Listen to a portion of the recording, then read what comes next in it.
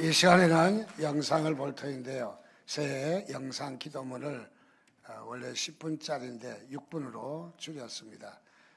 영상 우리 불을 꺼주시고 영상에 시청해 하도록 하겠습니다.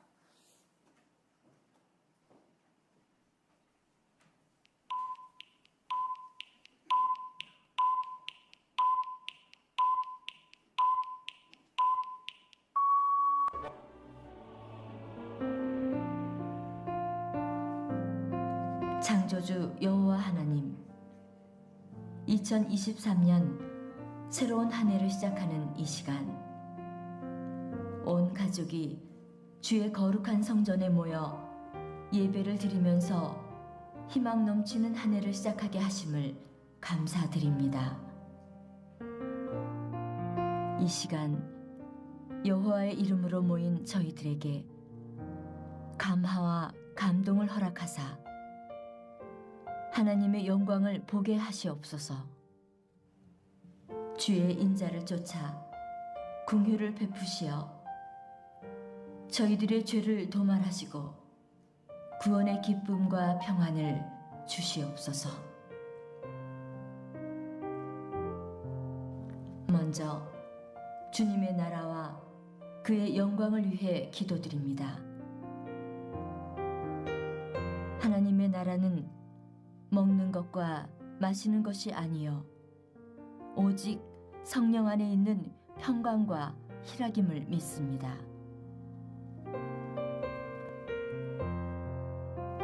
국회에서 찬양과 기도 소리가 넘쳐나는 나라, 의와 평강이 가득한 나라, 주님께서 택하신 거룩한 제사장의 나라가 되게 하여 주시옵소서. 목자들을 위해 기도합니다. 한 영혼을 찾아 길을 떠나는 예수님의 영성을 닮아가게 하옵시고 전심으로 성도들을 섬기며 겸손과 거룩함으로 맡겨진 사명을 감당케 하옵소서. 교회를 섬기는 직분자들을 위해 기도합니다. 교회의 장로와 권사, 교사들이 주님의 마음을 가진 선한 청지기가 되어 주님의 말씀을 잘 가르치고 실천의 본을 보임으로 전염병과 경제적인 어려움으로 성전을 떠난 이웃이 돌아오게 하옵소서. 성도들의 사업장이 100배의 축복을 받아 지경이 넓혀지고 주님의 나라와 의를 위해 헌신하는 주의 종들이 늘어나게 하옵소서. 복음을 전하는 선교사님들을 위해 기도합니다. 아름답고 기쁜 소식을 전하는 자들입니다.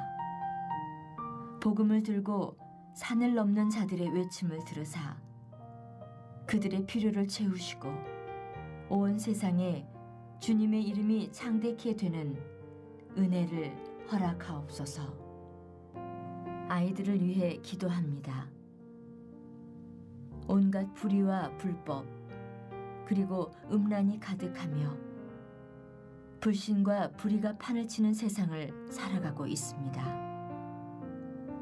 주님, 간절히 바라옵기는 저희 아이들이 세상과 범죄에 속하지 아니하고 어린 사무엘처럼 구별된 자리에 앉아 성령의 역사를 체험하며 말씀 앞에서 순결함을 잃지 않게 하여 주시옵소서. 사랑의 하나님, 올해에는 모든 전염병이 소멸되고 전쟁이 그치며 잔혹한 무리들이 사라지고 국회에서 정쟁이 멈추는 세상, 진리가 살아서 숨쉬는 한 해 되게 하옵소서. 온 누리에 사랑과 평화가 울려나고 전염병으로 흩어졌던 성도들이 돌아오고 다시 한번 부흥의 깃발이 펄럭이는 한 해, 다시 한번 십자가의 영광이 선포되는 한 해 되게 하옵소서. 시간 주님께 약속합니다. 성전에서 주의를 지키겠습니다. 11조와 감사의 생활을 잊지 않겠습니다. 생명의 말씀인 성경을 일독하겠습니다. 한 영혼이라도 꼭 전도하겠습니다. 하나님의 일에 헌신하는 성도가 되겠습니다. 주님, 이 약속대로 살아갈 힘과 믿음을 허락하여 주시옵소서. 그날에 너희가 또 말하기를 여호와께 감사하라.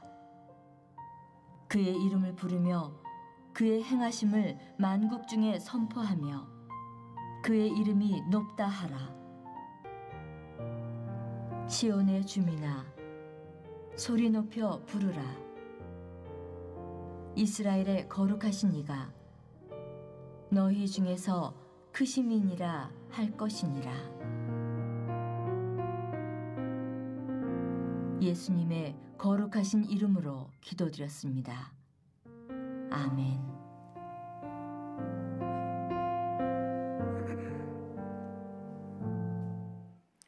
옆에 분과 인사하겠습니다. 새해 복 많이 받으세요. 이제 새해가 돌아오는 시간이 얼마 남지 않았습니다. 오늘은 이 한 예배가 우리는 송구 영신 예배로 드립니다. 송구 영신 예배는 글자 그대로 한 해를 마무리를 잘하고 새해를 첫 시간 정동진에 가서 맞이하지 아니하고 우리 하나님 앞에서 정말 중요한 우리 첫 단추를 잘 깨야 남은 단추를 잘 깰 수 있다고 말한 것처럼 우리가 첫 출발을 잘해야 되지 않겠습니까? 다짐하고 그렇게 해도 낙심하고 또 오래 지속하지 못하는데 우리가 하물며 첫 시간마저 우리가 경건하게 다짐하는 시간이 없다면 우리에게 중요한 것을 놓치게 될 줄 압니다. 그래서 오늘은 한 해를 잘 마무리를 하고 그리고 새해를 새롭게 다짐하면서 출발하겠다 하는 여러분의 다짐이 있는 줄 믿습니다.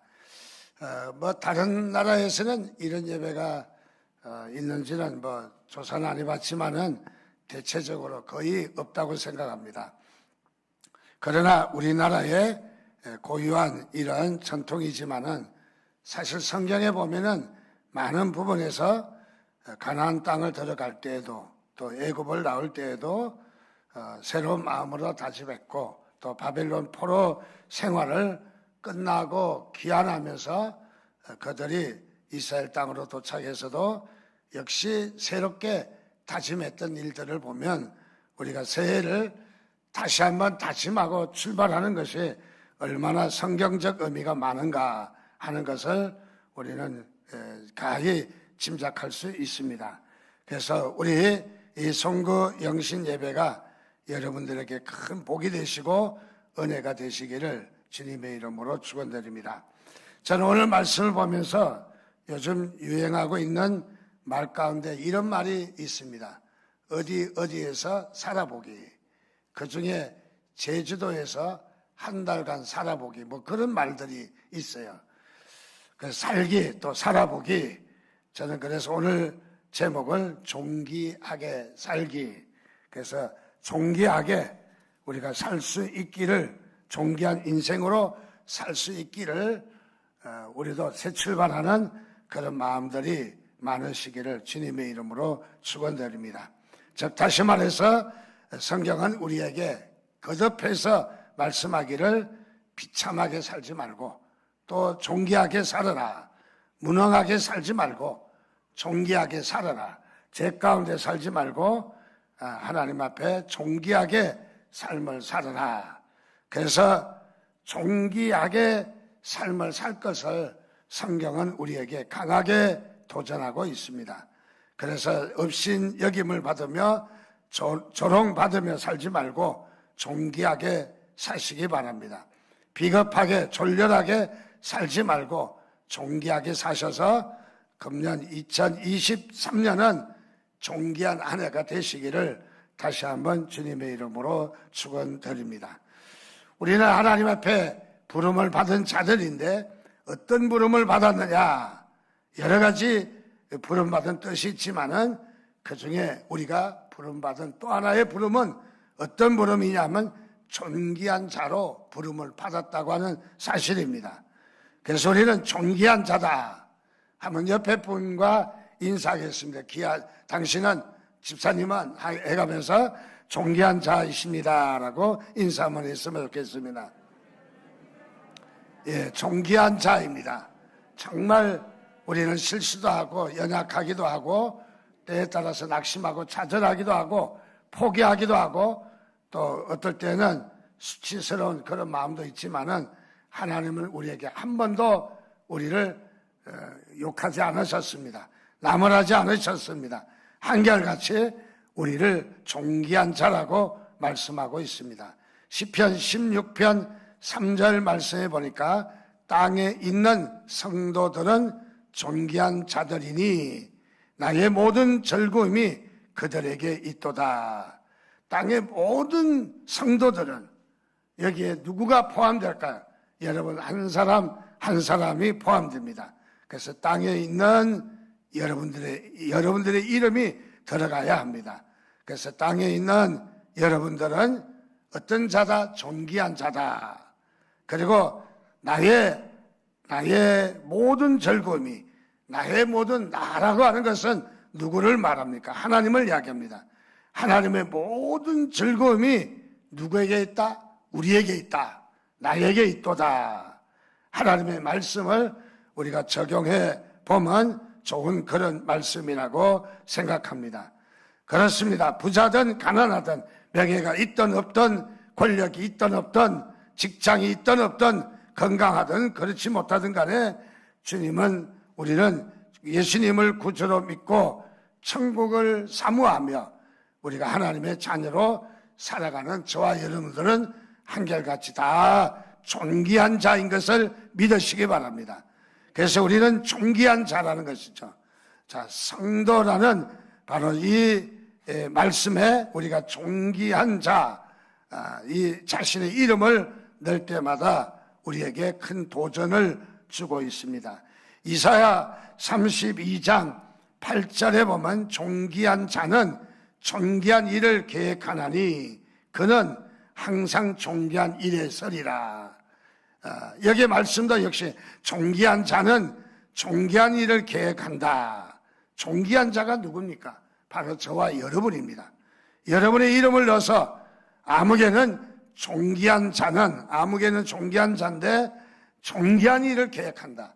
여러분은 존귀한 일을 계획하십니다. 그는 바로 여러분들입니다. 항상 존귀한 일에 서리라. 여러분 존귀한 일에 서시기를 주님의 이름으로 축원드립니다. 그래서 이름을 바꿔서 이렇게 성경을 읽어보면 또다시 우리에게 감동이 주어지는 중요한 부분이라고 생각합니다. 자, 그럼 우리를 존귀한 자로 살기를 원하시는데 존귀한 자로 부르셔서 존귀한 자로 출발했습니다.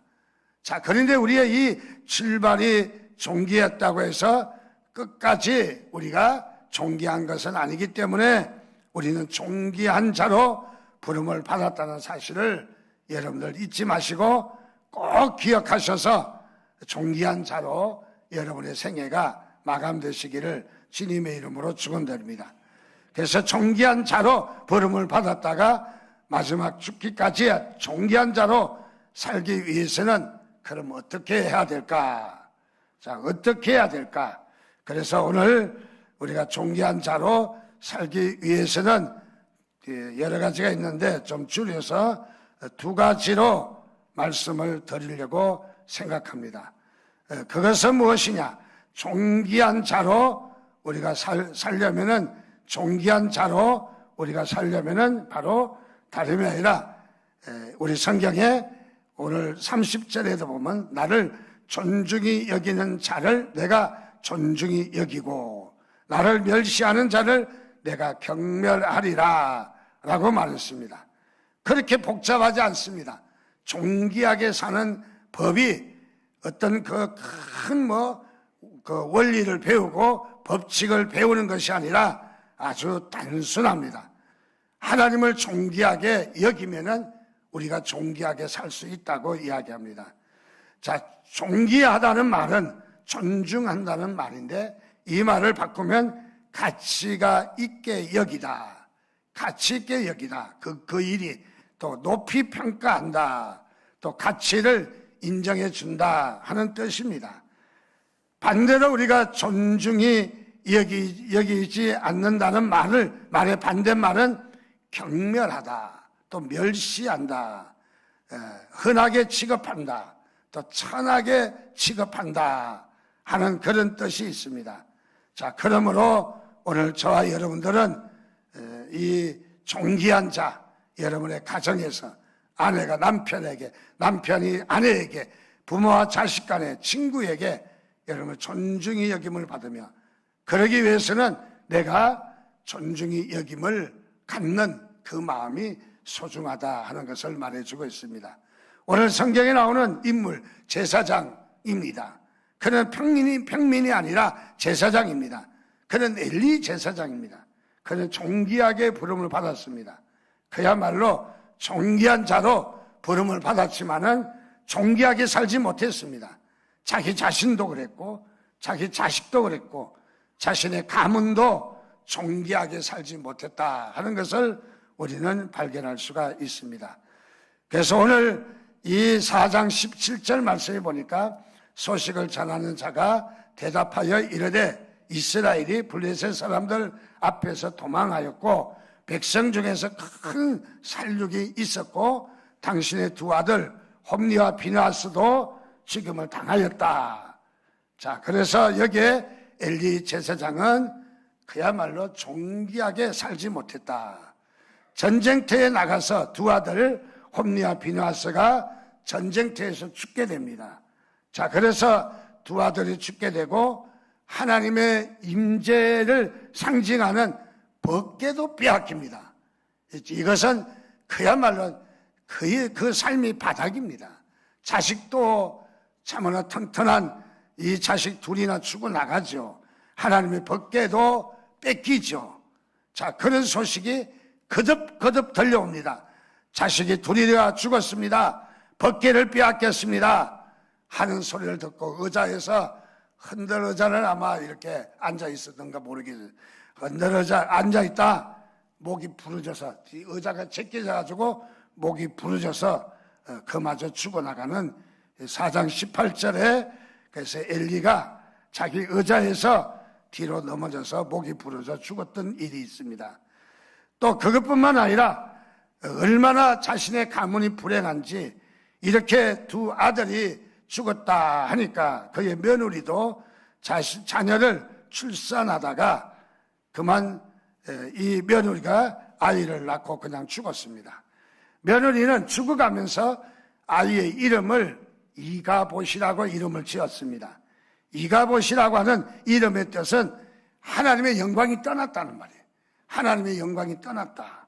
그러니까 이 엘리 제사장의 가문이 엘리는 이 의자에서 목이 부러져서 죽고 홈리와 비나스는 전쟁터에 나가서 죽고 또 그의 며느리는 아이를 출산하고 또 죽고 또 아이는 어떻습니까? 그 좋은 이름 많은데 이가봇이라고 이름을 지었습니다. 왜 그랬을까요? 하나님의 영광이 떠났다. 하나님의 영광이 떠난 것을 누구보다도 잘 알고 있는 바로 그런 말씀이죠. 자, 그래서 이 엘리 제사장, 오늘 성경 본문에 나오는 인물 엘리 제사장은 존귀하게 살지를 못했다. 그래서 인생이 존귀한 인생이 되지 못했다 하는 것을 봅니다. 자, 그럼 우리가 2023년에는 존귀한 자로 부름을 받았는데 오늘 우리 3번 아름다운 교회에 모인 여러분들 모두는 존귀한 자로 사시기를 주님의 이름으로 축원드립니다. 그럼 구체적으로 존귀한 자로 살려면 어떻게 해야 되는가? 두 가지만 간단하게 말씀을 드리겠습니다. 첫째는 하나님을 경외하는 것이, 하나님을 귀중히 여기는 것이, 그것이 바로 존귀하게 사는 것입니다. 오늘 30절에도 그러지 않았습니까?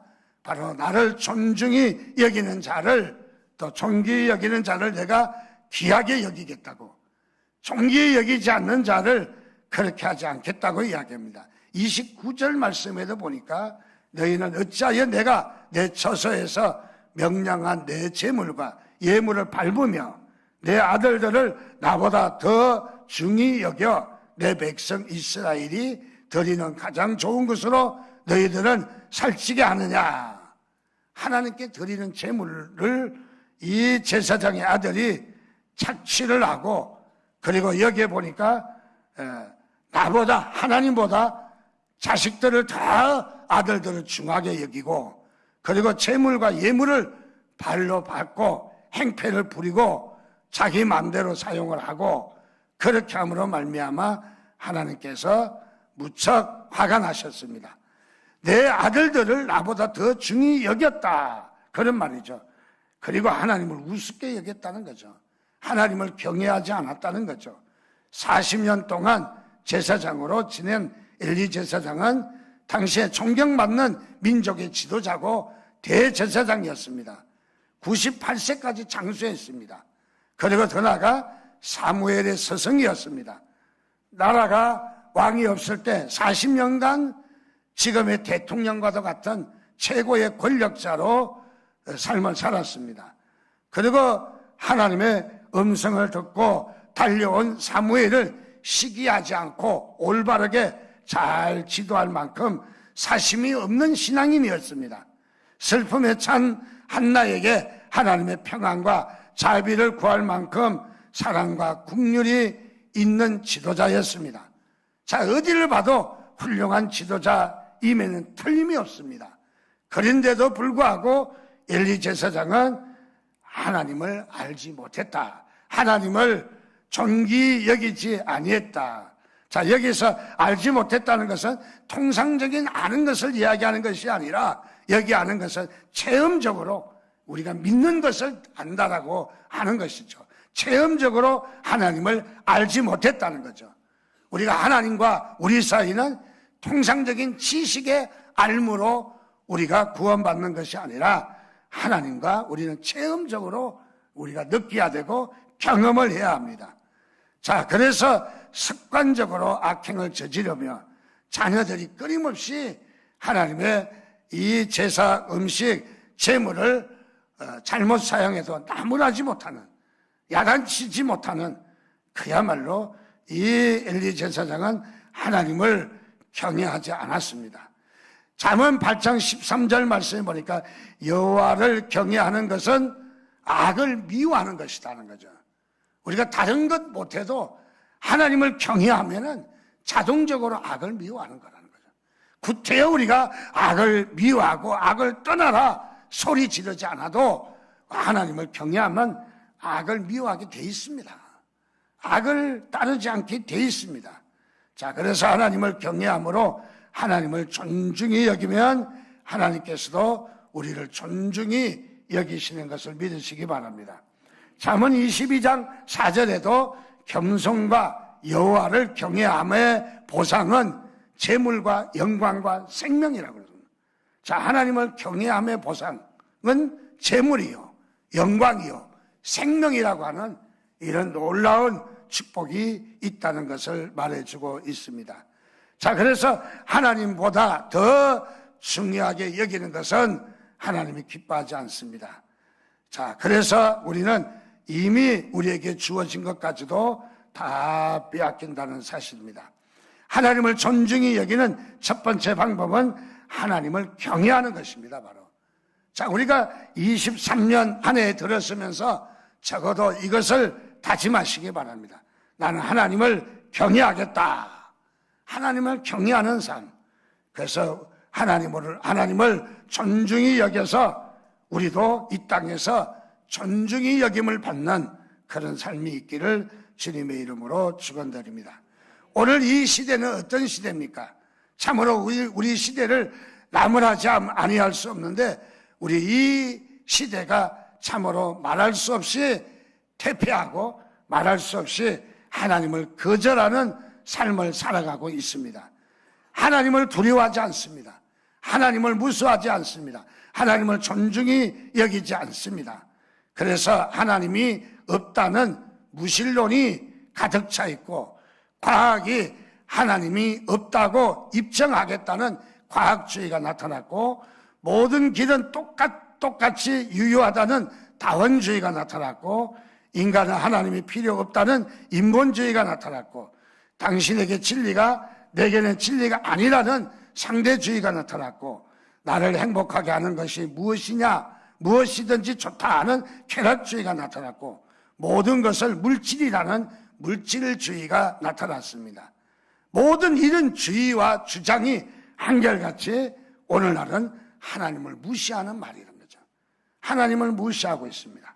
그래서 이성 만능에 빠져서 과학적 무신론, 심리학적 무신론, 사회적 무신론, 도덕적 무신론, 인간학적 무신론, 그래서 하나님을 인간의 마음속에서 추방하는 것이 요즘 이 학문이 발달하고 또는 이 사회가 여러 가지 주장이 발달하면서 결국은 무엇이냐? 하나님을 대항하는, 하나님을 무시하는 이런 삶을 살고 있습니다. 일찍이 파스칼은 그런 말이 있습니다. 무신론은 일종의 질환이라고, 병이다 그랬어요. 무신론은 병이다 그렇게 말했습니다. 사람들은 하나님이 없다고, 이 무신론자들은 신을 부정하고 자신의 의지를 믿고 자신의 의지를 내세웁니다.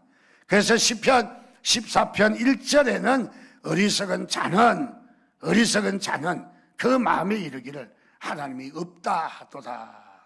하나님이 없다 하는 자들은 어리석은 자라는 거죠. 천문학자들이 별을 만들지 않듯이, 식물학자가 꽃을 만들어낼 수 없듯이, 신학자가 하나님을 만들어낼 수 있는 것은 아닙니다. 어쩌면 하나님은 인간의 탐욕으로 세상을 흔들고 있는 바로 이런 여러 가지 상황들, 즉 하나님을 경외하지 않고 하나님을 멸시하는 인간의 오만과 교만에 대해서 경고하는 말씀이 아닌가 하는 생각을 갖습니다. 시편 34편 9절에는 너희 성도들아 여호와를 경외하라. 그를 경외하는 자에게는 부족함이 없도다 그랬습니다. 또 시편 25편 12절 14절에는 여호와를 경외하는 자 누구냐? 그가 택할 길을 그에게 가르치시리로다. 그의 영혼은 평안히 살고 그의 자손은 땅을 상속하리로다. 여호와의 친밀하심이 그를 경외하는 자들에게 있으며 그의 언약을 그들에게 보이시리로다. 하나님을 경외할 때 하나님께서 재물을 주시고, 하나님을 경외할 때 또 이 땅에서 생명을 주시고, 하나님을 경외할 때 악에서 떠나게 되고, 하나님을 경외할 때 건강한 삶의 지름길이라는 사실을 잘 말해주고 있습니다. 그래서 오늘 30절에 나를 존중히 여기는 자를, 하나님을 존중히 여기는 자를 하나님이 우리를 존중히 여기겠다는 거예요. 우리를 여기겠다. 나를 멸시하는 자를 내가 경멸하겠다. 나는 하나님입니다. 하나님을 경멸하는 자를, 멸시하는 자는 하나님을 경멸히 여기겠다 말하고 있습니다. 여러분, 금년 안에 다른 건 몰라도 하나님을 존중히 여기시기를 바랍니다. 하나님 딱 붙들면 되는 거예요. 딴 거 우리가 구차하게 다른 것 우리에게 무엇이 그 매달릴 필요가 없는 거죠. 하나님을 붙들고 하나님을 높이면은 자동적으로 높아. 그래서 마태복음 6장 33절도 우리에게 먹을 것을 구하고 입을 것을 구하고 쓸 것을 구하고 사업을 구하고, 아이고 기도 제목도 뭐 복잡해요. 그냥 힘들게 할 거 없어요. 한마디로 그의 나라와 그의 의를 구하라. 그리하면 이 모든 것을 너희에게 더하시리라. 이 모든 것 보너스를 그냥 주신다는 거예요. 어떻게? 하나님을 구하면, 하나님을 높이면. 자, 두 번째로, 그럼 우리 성도들이 금년에 존귀한 자로 살려면은 첫째는 하나님을 높여야 되는데, 둘째는 뭐 해야 되냐? 하나님께 예배 드리는 것이 하나님을 존중히 여기는 거라는 거예요. 예배. 여러분, 하나님 섬기는 가장 좋은 섬김이 뭔지 아십니까? 예배입니다. 예배. 예배가 여러분 시간이 남아서 드리는 거 아니에요. 여러분 예배는 시간을 투자해야 됩니다. 여러분의 물질을 투자해야 됩니다. 예배는 여러분의 정성을 투자해야 됩니다. 구약에 봐도 아무리 훌륭해도 재물 없는 제사는 없어요. 어느 누구도 예외가 인정되지 않아요. 제사장은 봐주겠지. 제사장은 더 큰 거 드려야 돼요. 더 큰 거. 자, 무엇이냐면 하나님을 예배할 때 그것이 바로 하나님을 존중히 여기는 것이고 하나님은 우리를 존귀 여기실 줄 믿습니다. 예수님은 십자가 위에서 또 우리 하나님은 그 독생자 예수 그리스도를 십자가에 내어주시기까지 그분은 한 번도 우리를 경멸하시거나 나무라지 않았습니다. 예수님이 십자가에 못 박혔다는 것은 우리의 죄 때문이 아닙니까? 그래서 독생자 예수 그리스도가 십자가에 죽으시는데도 불구하고 여기에 이렇게 죽어가는 원인이 바로 인간들이다. 그래서 인간을 편애하거나 무시하지 않으셨습니다. 십자가에 내어주시면서도 우리를 존중히 여기셨습니다. 이게 하나님의 법칙입니다. 그리고 하나님은 왕같은 제사장으로 우리를 부르신 것을 믿으시기 바랍니다. 여러분 하인이 아닙니다. 노예가 아닙니다. 천민이 아닙니다. 버려진 사람이 아닙니다. 하나님은 저와 여러분들 어떻게 이게 왕같은 사람이라고 왕같은 여러분 왕같은 여러분들 제사장인 것을 믿으시기 바랍니다.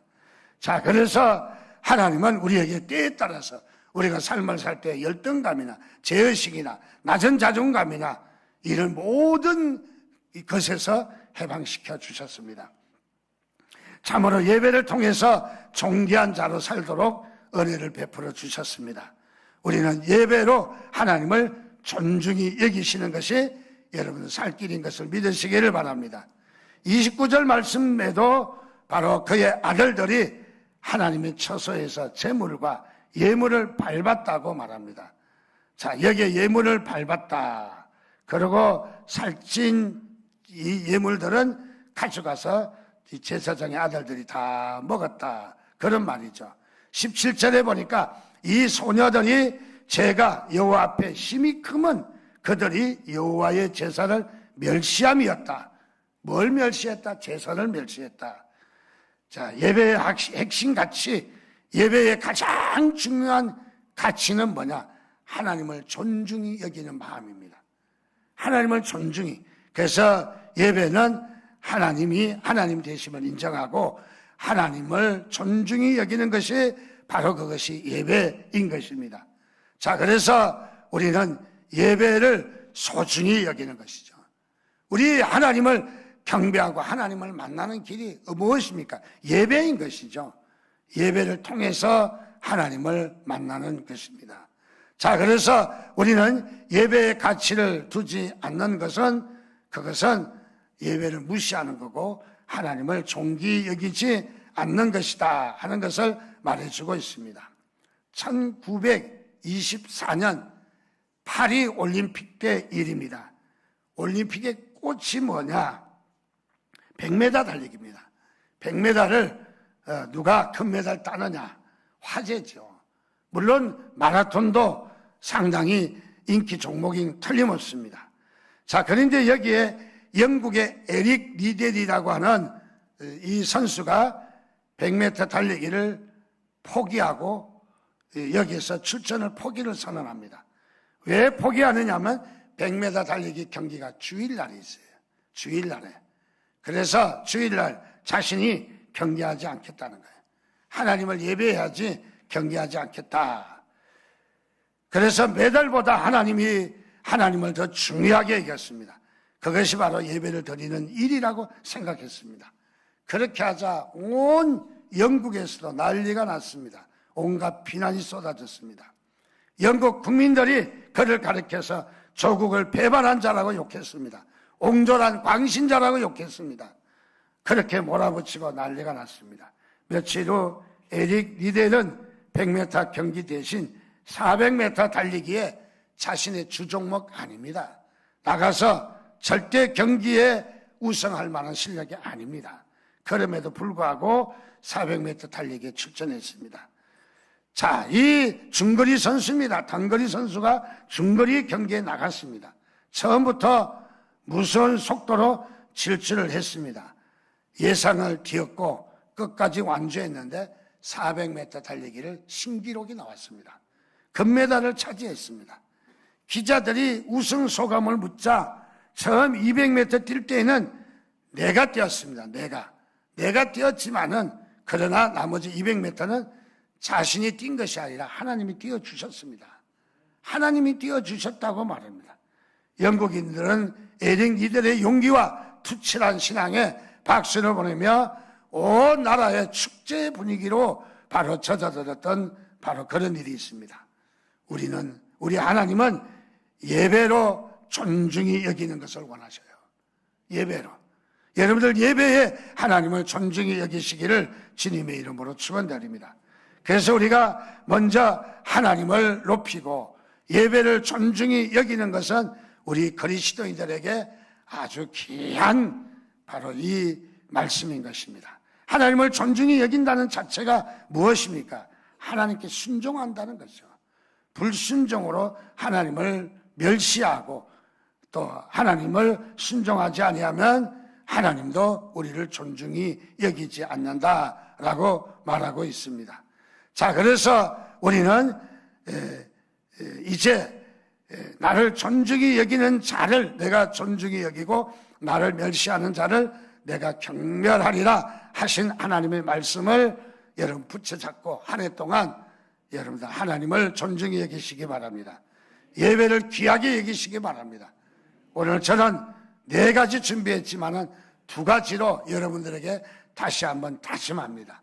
이 2가지로 2023년 토끼의 귀가 2개인데 토끼 해니까 한쪽 귀는 하나님을 붙이잡고 한쪽 귀는 예배를 붙이잡고 모두가 다 승리하는 축복받는 여러분의 삶이 되시기를 주님의 이름으로 축원드립니다. 기도하겠습니다. 우리 한 목소리로 하나님 앞에 그렇게 기도하겠습니다. 하나님을 존귀히 여겨서 우리의 삶이 이제 존귀한 자로 서시기 바랍니다. 이제는 찌질이가 아닙니다. 이제는 조롱받고 멸시받는 자가 아닙니다. 이제는 우리는 무시당할 자가 아닙니다. 바로 하나님은 뭐라고 말씀하십니까? 존귀한 자라고. 여러분들이 바로 존귀한 자입니다. 왕같은 제사장이라고 말씀했습니다. 자, 이제는 우리가 기죽을 필요가 없습니다. 이제는 23년도에는 이 존귀한 자로 살게 해 주시옵소서. 반드시 23년도에 존귀한 자였다고 기념비를 세울 수 있는 우리의 삶이 되게 해달라고 우리 이 시간 주여 한번 부르짖고 같이 기도하겠습니다. 주여.